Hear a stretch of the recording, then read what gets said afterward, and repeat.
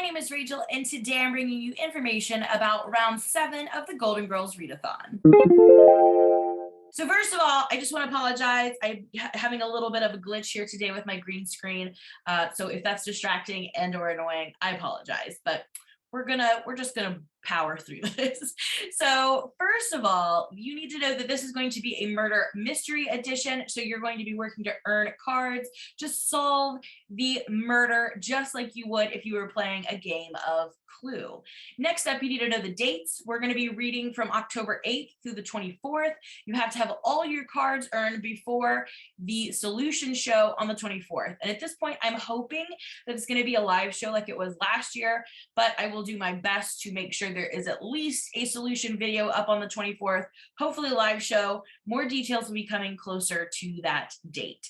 So basically the way this works, like I mentioned, is kind of like a game of Clue. A murder has been committed and we are going to read to earn cards to make guesses.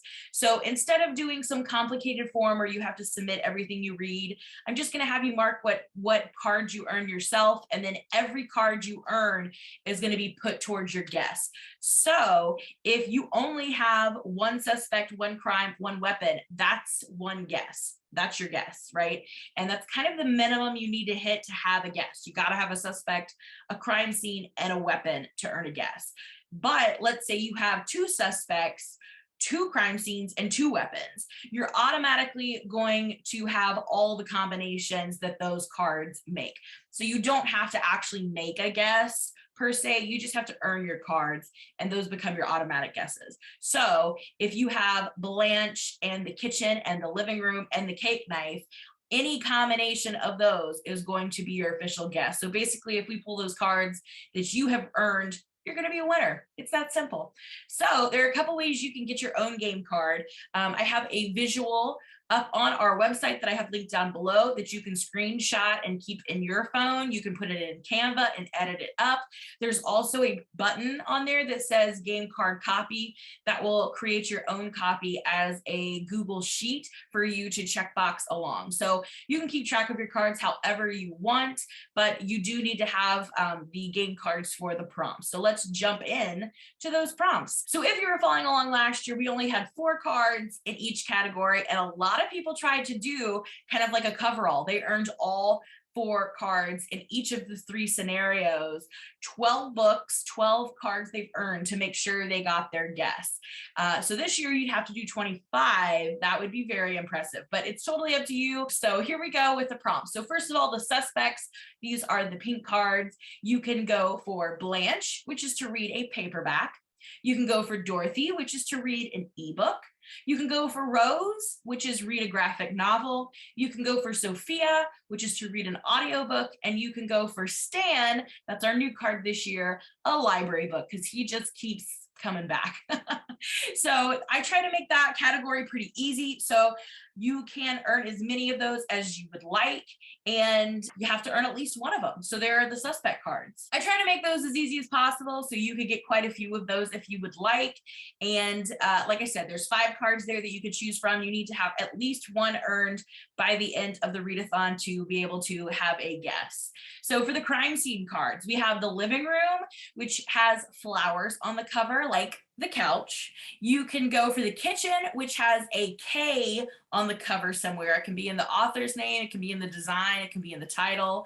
You can go for Blanche's bedroom, which is to have green on the cover, like her wallpaper.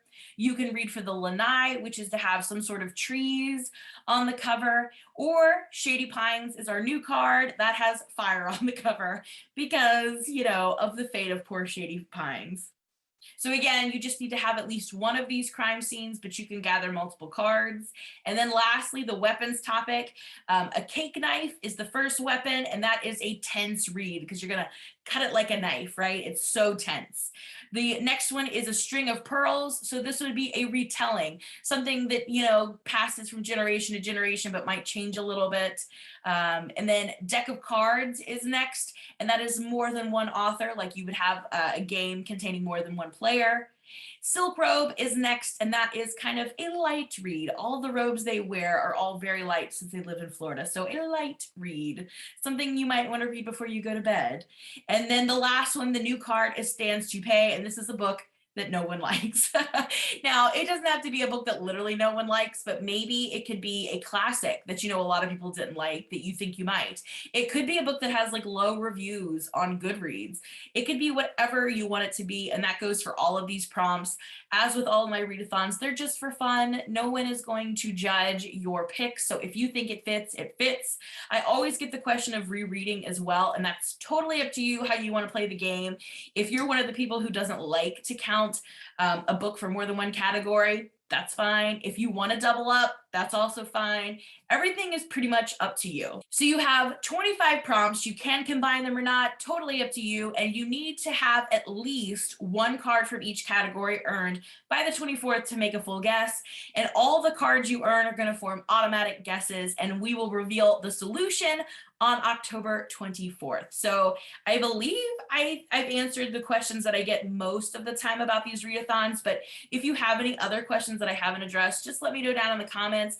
Also, let me know in the comments if you're planning on participating. I'm super excited for this. I love this readathon. I think it's so much fun. And yeah, that's all I have today. Let me know your questions and your enthusiasm down in the comments, and I will see you soon with another video. Bye for now.